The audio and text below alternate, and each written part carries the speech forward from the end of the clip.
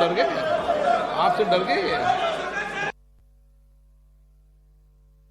योजना है, इसी सदन से पारित हुआ योजना का एक स्क्रॉल चला रहे छोटे से छोर, और इनका जो लाइव भाषण हो ही गया है, गौरव गोगोई का पूरा लाइव दिखाया है।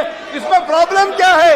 इतना असुरक्षित भावना नहीं रहना चाहिए, इतना असुरक्षित, this type of insecurity feeling should not be there.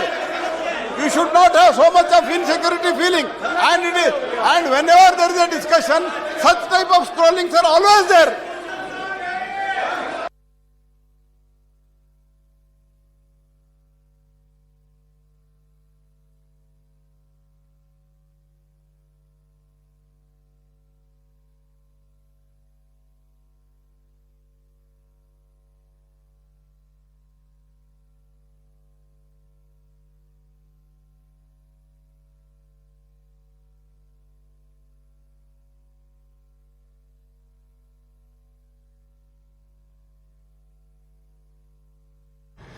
Well, those are the proceedings on the floor of the House in Lok Sabha. You can see the Speaker, Mr. Om Birla, there, and this is the no confidence motion debate which is underway right now.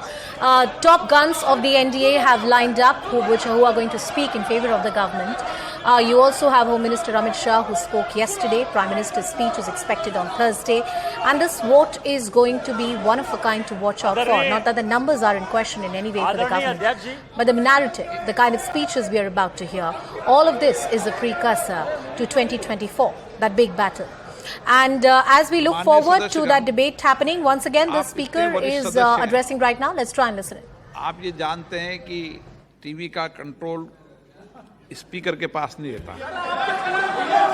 No, ये TV का control एक system है जो आपने बनाया है।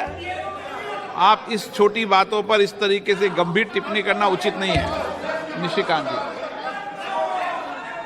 आदरणीय अध्यक्ष जी, मैं इस अविश्वास प्रस्ताव के विरोध में खड़ा हुआ।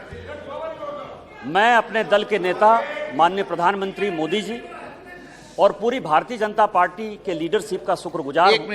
एक मिनट, माननीय सदस्य, आप सीनियर व्यवस्था हो, शब्द बोलते समय ढंग से बोला करो। ये तरीका ठीक नहीं है। आप क्या शब्द बोलते हो, क्या नहीं बोलते, अच्छा लगता है क्या? पार्टी का शुक्रगुजार हूं कि उन्होंने मुझे अविश्वास प्रस्ताव पर जो है पहले वक्ता के तौर पर बोलने के लिए खड़ा किया। मैं ये सोच रहा था कि राहुल जी बोलेंगे, क्योंकि मीडिया में तरह तरह की खबरें आ रही थी, लेकिन लगता है कि शायद राहुल जी आज तैयार नहीं थे, देर से उठे होंगे तो नहीं बोल पाए। कोई बात नहीं है, गौरव गोगोई जी ने बोला, बहुत अच्छा बोला।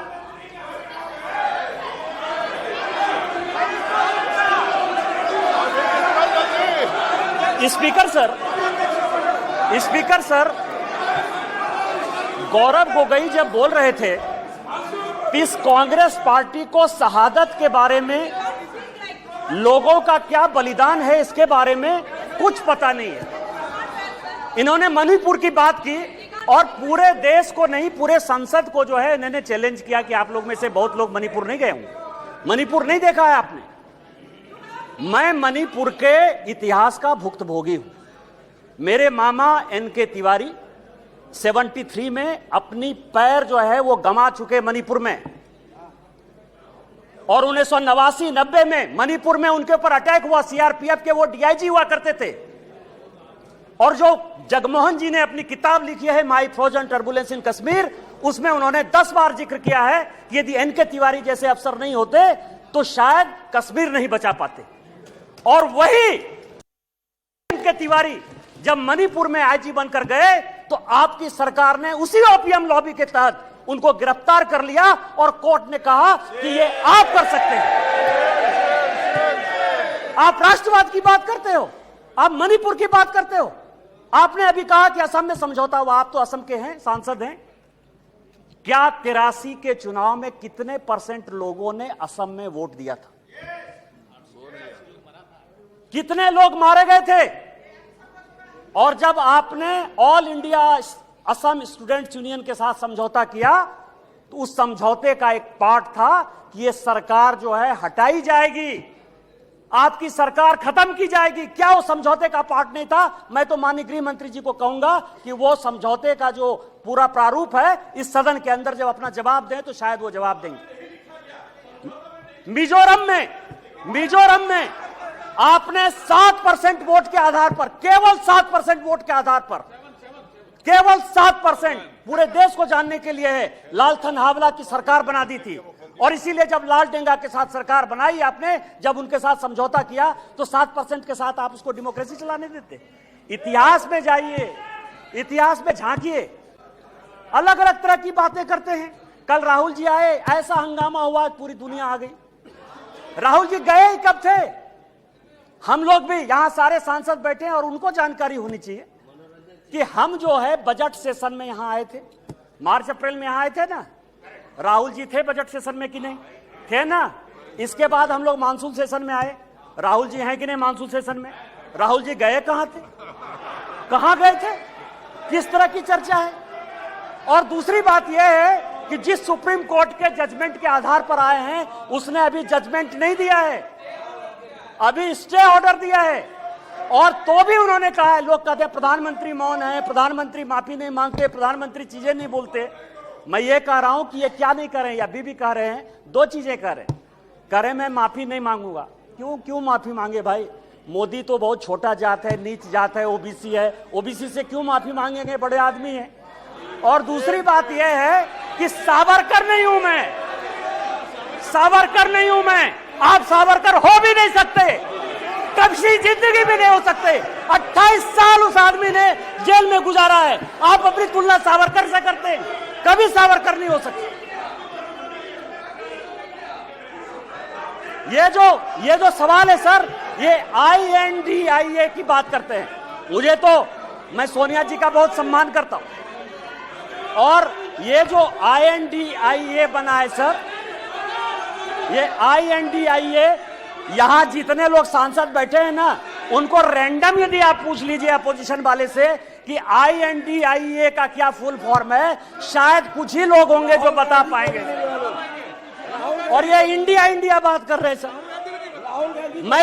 मैं तो इस मणिपुर का जो है शुक्रगुजार हूं, मणिपुर का शुक्रगुजार हूं, जिसको अभी आपने डांटा सर, दानिश अली को, जिसको आपने डांटा, भारत माता की जय कहने पर भी उसको लगता है कि ये बीजेपी का नारा है। लेकिन मैं मणिपुर का शुक्रगुजार हूं कि जितना इंडिया जो है आजादी के बाद से कांग्रेस ने नहीं किया होगा, 1947 के बाद से उतनी बार इंडिया का यहां नारा लगा। मैं आपका शुक्रगुजार हूं।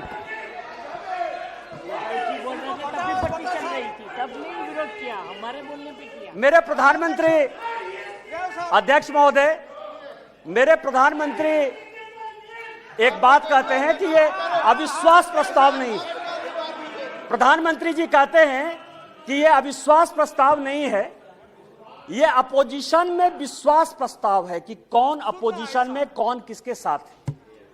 जब माननीय प्रधानमंत्री जी ने यह कहा तो मैंने सोचना शुरू किया सर कि प्रधानमंत्री जी ये बात क्यों कर रहे हैं, हमारे खिलाफ अविश्वास प्रस्ताव है, लेकिन वो कह रहे हैं कि ये अपोजिशन वाले अपने विश्वास प्रस्ताव की बात कर रहे हैं और उसमें वो देखना चाहते हैं कि कौन दल सचमुच उनके साथ है। तो मैं तह पर गया सर कि अविश्वास प्रस्ताव पर कौन कौन पार्टी हमारे खिलाफ है। सबसे बड़ी पार्टी DMK है, बड़ा सम्मान करता हूं मैं, करुणानिधि जी का बड़ा योगदान रहा है इस देश को बनाने में। अब आप समझें सर कि 1976 में भ्रष्टाचार के आरोप के ऊपर इस कांग्रेस ने करुणानिधि जी की सरकार को बर्खास्त कर दिया, और 80 में जब इंदिरा जी की सरकार बनी तो यही DMK उनके साथ हो गई। आप करें तो रासलीला, हम करें तो करेक्टर ढीला।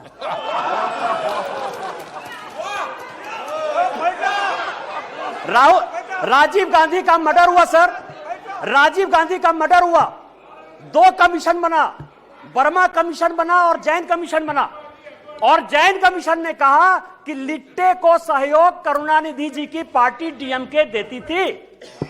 क्या जैन कमीशन गलत था? क्योंकि उस कमीशन को आपने उसके बाद भी आपके साथ है।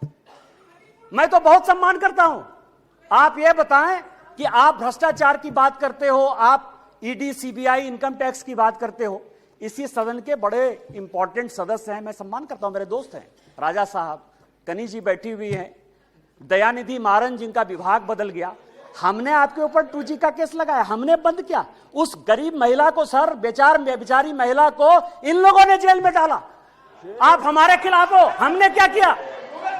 हमने क्या किया? हमने आपका विभाग नहीं बदला, हमने आपका विभाग नहीं बदला। आप अपोजिशन का लेके आए हो, आप अपने पोजीशन पार्टी की बात कर रहे हो। दूसरी पार्टी है टीएमसी, दूसरी बड़ी पार्टी है। जो प्रधानमंत्री जी ने कहा उसी को मैं एक्सप्लेन कर रहा हूं सर, कि प्रधानमंत्री जी ने, क्योंकि वो हरि अनंत, हरि कथा अनंता वाली बात करते हैं, एक शॉर्ट लाइन में बात करते हैं। दूसरी पार्टी है सर टीएमसी। माननीय राजनाथ जी संजोग से बैठे हुए हैं। सिंगूर का बड़ा आंदोलन हुआ, भारतीय जनता पार्टी की सहयोगी थी, हमने साथ दिया टीएमसी का। माननीय राजनाथ सिंह जी पार्टी के अध्यक्ष होते हुए ममता बनर्जी के रैली में शामिल हुए, हमने आंदोलन को साथ दिया। यदि आज आप बंगाल में सरकार बनाए, उसमें हमारा भी कोई योगदान है। लेकिन आपको करप्ट किसने आया? नारदा का केस हमने आपके ऊपर नहीं किया, शारदा का केस हमने आपके ऊपर नहीं किया, इस कांग्रेस ने किया। आपका विरोध उस कांग्रेस से होना चाहिए कि हमसे होना चाहिए?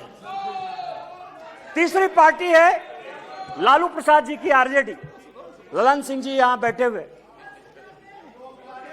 हमने उनको जेल नहीं भेजा सर, मैं केवल यह कह रहा हूं किस तरह की ये अपोजिशन की यूनिटी है। एक जो गाना है ना सर, एक ऐसा सुर मंदिर है जिसमें संगीत नहीं, गीत लिखती दीवारों पर, गाने की सुर नहीं, गाने की रीत नहीं। मतलब आप ये समझे सर कि ये आंख का अंधा नाम नयन सुख, सब एक दूसरे से लड़ रहे हैं, लेकिन नाम क्या रखा है? इंडिया। लालू प्रसाद जी हैं सर, लालू प्रसाद जी को ललन जी ज्यादा बताएंगे बोलते हुए। यदि इस हाउस में सही सही बोलेंगे तो, यदि सच बोलें तो आज जो लालू प्रसाद जी के बेटे को जो है उन्होंने, जिसने उप मुख्यमंत्री बनाया है, वही उसके जो है विरोध में खड़े थे सर। और यहां की कांग्रेस सरकार थी 95 में जिसने कि लालू जी को अंदर कर दिया। हमसे किस बात का विरोध? विरोध तो आपको कांग्रेस से होना चाहिए ना। ये ललन जी पिटिशनर थे, यही तो मैं कह रहा हूं सर।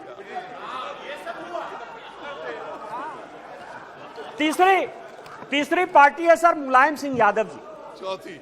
चौथी पार्टी है मुलायम सिंह यादव जी की पार्टी सर। अच्छा, मुलायम सिंह जी यहां थे तो हम लोगों के लिए बड़े सम्मानित थे, और जब भी है देश प्रेम की जो भावना थी उसके ऊपर कोई चैलेंज नहीं कर सकता है सर। लेकिन मुलायम सिंह यादव की इमेज को किसने चौपट किया? ये मेरे पास यदि बोलेंगे सर, सारे पेपर में लेके आया हूं कि विश्वनाथ चतुर्वेदी जो है कांग्रेस के कार्यकर्ता है, पीआईएल करते, और सीबीआई का केस जो है 2007 में डिसप्रोपोर्शनेट एसेट का मुलायम सिंह यादव जी के ऊपर हो जाता है। 2008 में इसी सदन में मुलायम सिंह यादव जी ने आपको सीबीआई के डर से न्यूक्लियर में सपोर्ट किया कि उन्होंने अपनी आइडियोलॉजी के तहत किया, ये आप बता दीजिए जनता को। और उसके बाद आपने इनकम टैक्स का केस कर दिया। और हमने क्या किया मुलायम सिंह यादव जी के साथ? हमको पता था कि वो ईमानदार आदमी है, हमको पता है कि देश के प्रति उनकी भावना जो है, और ये पिछड़े दलित शोषित वर्ग से आते हैं, इसीलिए कांग्रेस ने उसको ये किया। हम लोगों ने सीबीआई के सारे केस को खत्म किया, और आज मुलायम सिंह यादव जी के ऊपर केस ने, फिर भी मुलायम सिंह यादव जी हमारे विरोध में, और उसके बाद पद्म भूषण भी दिया हमने। उस दिन सुप्रिया जी बहुत बोल रही थी, एनसीपी है नेचुरली करप्ट पार्टी, कहा है सर? माननीय प्रधानमंत्री जी ने कहा है, बीजेपी कहती है, हम लोग कहते रहते हैं। मैं गया उनके तह पर गया कि 80 में मैं केवल अपोजिशन यूनिटी की बात कर रहा हूं सर। 80 में शरद पवार साहब की चुनी हुई सरकार को किसने बर्खास्त किया? हमने नहीं किया, इस कांग्रेस पार्टी ने किया। किस आधार पर शरद पवार साहब ने एक अलग एनसीपी बनाई थी? हमने नहीं कहा शरद पवार साहब को बनाने के लिए। किस आधार पर जब हम पहली बार यहां जीत कर आए तो रोज जो है इसी तरह की महंगाई की बात होती थी, एक एक्सचेंज की बात, कमोडिटी एक्सचेंज की बात होती थी, रोज पवार साहब के ऊपर आरोप लगते थे, हमने नहीं लगाया। और फाइनली पवार साहब जैसे सीनियर आदमी को कंज्यूमर अफेयर्स मिनिस्ट्री छोड़ना पड़ा। और उसके बाद मैं कागज देख रहा था सर, 2012 और 13 में जिसके लिए कहा कि 70,000 करोड़, जिसके लिए कि काफी पहले तो अब धीरे से बोलती थी, हंस के बोलती थी तो अच्छा बोलती थी, अभी थोड़ा जोर जोर से बोलती है। अब आप समझिए कि व्हाइट पेपर इसी कांग्रेस के चीफ मिनिस्टर पृथ्वीराज चौहान ने किया। छगन भुजबल जी के ऊपर महाराष्ट्र सदन का केस इसी पृथ्वीराज चौहान ने किया, उन्हीं के एसीबी ने किया। 70,000 करोड़ के इरिगेशन स्कैम का भी केस इसी कांग्रेस ने किया। हमने क्या किया आपके साथ? हमसे क्यों किस बात की लड़ाई है? हमने आपके साथ क्या किया? आपको तो इस कांग्रेस को देखना चाहिए था। इसके बाद एक पार्टी है सर, फारूक अब्दुल्ला साहब, बड़े सीनियर हैं यहां। 1953 में, याद करिएगा सर, 1953 में शेख अब्दुल्ला साहब को जेल में इसी कांग्रेस पार्टी ने बंद किया। 1975 तक 22 साल वो आदमी जेल में रहा इस कांग्रेस पार्टी के कारण। और उसके बाद समझौता किया, शेख इंदिरा समझौता 1975 में। इनका विरोध उसके साथ होना चाहिए कि हमारे साथ होना चाहिए? यहां ओवैसी साहब बैठे हैं, उस दिन पूछ रहे थे कि मैं इधर रहूं कि उधर रहूं। आप तो मुसलमानों की बात करते हैं, सच्चर कमेटी की रिपोर्ट इसी मनमोहन सिंह जी की सरकार ने लाया। उसने कहा कि पूरे देश में मुसलमानों की हालत खराब है। आपको विरोध इस कांग्रेस से होना चाहिए, हमारे साथ प्यार होना चाहिए कि आप उसके साथ अविश्वास प्रस्ताव पे खड़े हो। और बचे जेडीयू सर, जेडीयू।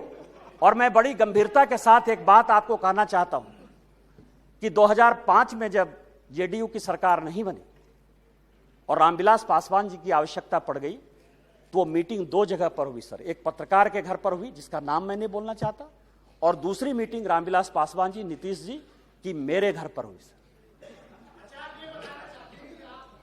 और उस वक्त का मैं एक चीज और खुलासा कर देना चाहता हूं कि जेडीयू को यदि सबसे ज्यादा किसी ने फंड करवाया होगा तो यदि 2, 4, 5 आदमी होंगे तो उसमें एक नाम निशिकांत दुबे का भी है। आप मेरा विरोध कर रहे हैं, मेरा है, मैं on the floor of the house कर रहा हूं, बड़ी गंभीरता के साथ कर रहा हूं। आप उसकी बात कर रहे हैं? आप पूछ लीजिएगा अपने मुख्यमंत्री से। लेकिन यह अविश्वास प्रस्ताव आया सर, अविश्वास प्रस्ताव किस लिए आया? यहां सोनिया जी बैठी हुई हैं, सोनिया जी का मैं बड़ा सम्मान करता हूं सर। सोनिया जी, मुझे जो लगता है कि उनके पार्टी की उनकी 2 मनस्थिति है।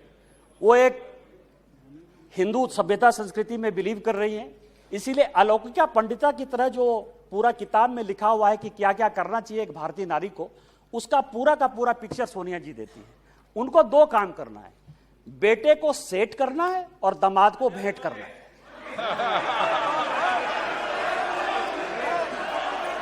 अरे जिसका नेम ले रहा है वो बोले ना, जिसका नेम ले रहा है वो बोले, ये लोग क्यों बोल रहे हैं? अध्यक्ष जी, जिसका नाम लिया जा रहा है वो सदन में मौजूद है, वो ऑब्जेक्शन नहीं कर रही है। दूसरे क्यों कर रहे हैं ऑब्जेक्शन? दूसरे क्यों ऑब्जेक्शन कर रहे हैं? वो खुद सदन में मौजूद है, उनको कोई ऐतराज नहीं है। दूसरे ऐतराज करने वाले कौन होते हैं? जब ऑलरेडी सदन में लोकसभा की माननीय सांसद मौजूद है और वो ऐतराज नहीं कर रही है, तो दूसरे ऐतराज करने वाले कौन होते हैं? अब आप समझिए सर, मैंने दोनों बातें कही कि बेटे को सेट करना है और दामाद को भेंट करना है। मैं अपने बात पर कायम हूं सर। आप ये समझे सर, ये केस है सर, इनकम टैक्स का केस चल रहा है। नेशनल हेराल्ड का इनकम टैक्स का एक केस चल रहा है ट्रिब्यूनल में। मैं जो भी पेपर कहेगी कांग्रेस, मैं on the floor of the house जो है इसको रखने को तैयार हूं। और यदि इसमें एक भी बात गलत होगी तो मुझे आप सदस्यता से उसी दिन निकाल दीजिएगा सर। लेकिन कांग्रेस पार्टी को सुनना चाहिए सर। इनकम टैक्स अथॉरिटी ने कहा कि ये फाउंडेशन के जितने इनके केस है, नेशनल हेराल्ड के जितने केस हैं, उसकी असेसमेंट करें। हाई कोर्ट का आदेश सर, हाई कोर्ट का आदेश आ गया कि इसको जो है सेंट्रलाइज करना है। ये हाई कोर्ट का आदेश है सर। अभी ये सुप्रीम कोर्ट चले गए। अब आप समझिए कि इनकम टैक्स से बचने के लिए 1 लाख रुपया देके कोई 5,000 करोड़ की कंपनी ले सकता है, ये मैडम सोनिया जी और राहुल जी बता सकते हैं सर, कोई दूसरा नहीं बता सकता। और ये कह रहे हैं कि केवल हमारे ऊपर ये चीजें होती है। यहां जीएम सिद्धेश्वर बैठे हुए सर, हमारे पार्टी के सांसद हैं जीएम सिद्धेश्वर, अब भी 80 करोड़ रुपया उन्होंने इनकम टैक्स में भरा है सर। यदि मोदी जी आपको चोर कहने की बात करते हैं तो अपने पार्टी के भी लोग जो दोषी हैं उनको भी 80 करोड़ रुपया दिया। मैं ऑन रिकॉर्ड कर रहा हूं सर, जीएम सिद्धेश्वर को 80 करोड़ देना पड़ा, बीजेपी के 4 बार के सांसद हैं, और आप इनकम टैक्स के लिए बचाव करने के लिए सुप्रीम कोर्ट जाने की बात करते हो। ईडी की रेड होती है सर, और मैं आपको बताऊं कि एक भाग गया है, भंडारी है, मैं उसका पूरा नाम नहीं लूंगा क्योंकि भंडारी कोई भी हो सकता है सर, किसी भी दिन वो यूके से लौट कर आ जाएगा। मैंने इसी हाउस में कहा था कि किसी आदमी का जो है, दामाद जी का जो है मकान है लंदन में, ये कोर्ट का ऑर्डर है सर। एक आदमी जो भागा उसका नाम है सीसी थम्पी, कोर्ट के आदेश के बाद उसका बेल हुआ, इस कोर्ट का ऑर्डर है सर। उस कोर्ट के ऑर्डर में सीसी थम्पी ने यह एक्सेप्ट किया कि उसने जो दामाद जी हैं, दामाद जी के नाम पर, कौन दामाद, कोई भी दामाद हो सकता है, इनको दामाद जी से क्या प्रॉब्लम है सर, मेरा भी दामाद हो सकता है। 12 ब्रांसन स्क्वायर थम्पी ने, जिसको थम्पी ने, कोर्ट ने आदेश दिया कि जब जरूरत होगी तुम आ जाना, आप समझिए कि वो भाग गया। उसने कहा कि 12 ब्रांसन स्क्वायर जो है हमारा है। उसी तरह से संजय भंडारी का जो आने वाला है सर, यूके कोर्ट ने जो आदेश किया है उसमें यह बात कहा है कि दामाद जी का वो मकान है। आप क्यों भाग रहे हो? तो जो मैंने आपको कहा कि ये जो अविश्वास प्रस्ताव है सर, ये अविश्वास प्रस्ताव का जो मूल मंत्र है कि बेटे को जो है सेट करना है और दामाद को भेंट करना है। कल जो है सर, कल मेरी बात पर जो है बड़ा हंगामा हुआ, न्यूज क्लिक के ऊपर बड़ा हंगामा हुआ। आज प्रेस कॉन्फ्रेंस हुआ सर, प्रेस कॉन्फ्रेंस में मैं ये बताऊं कि यदि न्यूज क्लिक का नाम यदि डिलीट या रेस्टोर हो गया, कांग्रेस को क्या समस्या है सर? न्यूज क्लिक आपका कौन लगता है? पुरकास्ट का नाम यदि रेस्टोर हो गया, पुरकास्ट आपका क्या लगता है? रोहिणी सिंह, अभिसार शर्मा या कोई भी मान लीजिए ठाकुर रंजन प्रागता, यदि उसका डिलीट हो गया नाम या एक्सपंज से फिर बाहर आ गया, आपको क्या परेशानी है? आपका कोई मतलब नहीं है। और मैं ऑन रिकॉर्ड एक और रिवीलेशन करना चाहता हूं सर कि सीपीएम के जो जनरल सेक्रेटरी, पूर्व जनरल सेक्रेटरी थे प्रकाश कारत साहब, उनका पूरा का पूरा मेल मैं ऑन रिकॉर्ड आपको लाना चाहता हूं कि जो वो नेवेली राय सिंघम था उसके साथ उनके हजारों मेल हैं, और जब आप कहेंगे मैं ऑन रिकॉर्ड उसको पेश कर दूंगा सर कि सीपीएम किस तरह से देशद्रोही पार्टी के साथ है। हम तो आइडियोलॉजी में मानने वाले हैं। यदि हमने सीपीएम के साथ लड़ाई की आइडियोलॉजिकल, तो आज तक हमने सीपीएम के साथ समझौता नहीं किया, आज तक हमने समझौता नहीं किया। यदि हमने कहा कि कोई मुस्लिम लीग जिसने कि भारत विभाजन किया, आज तक वोट बैंक की राजनीति के बाद हमने मुस्लिम लीग के साथ नहीं लिया, लेकिन आपको जिस कांग्रेस पार्टी ने रोज रोज जलील किया, उसके साथ आप किस आधार पर जो है शासन में हो? मैं आपको बताऊं, मैं आपको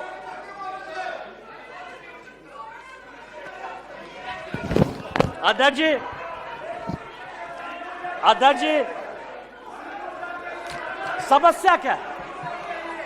समस्या क्या है कि हमने जो है एक क्विट इंडिया मूवमेंट जो है स्टार्ट किया है। माननीय प्रधानमंत्री जी जो है गरीब के बेटे हैं, गरीबी को समझते हैं। एक विकास की पट्टी देखकर आपने अभी पूरे पार्लियामेंट को देखा कि किस तरह से परेशान हुआ। कारण क्या है सर? मैं जिस इलाके से आता हूं, मैं आपको बताता हूं कि रीजन क्या है और इतना बड़ा बखेड़ा क्यों।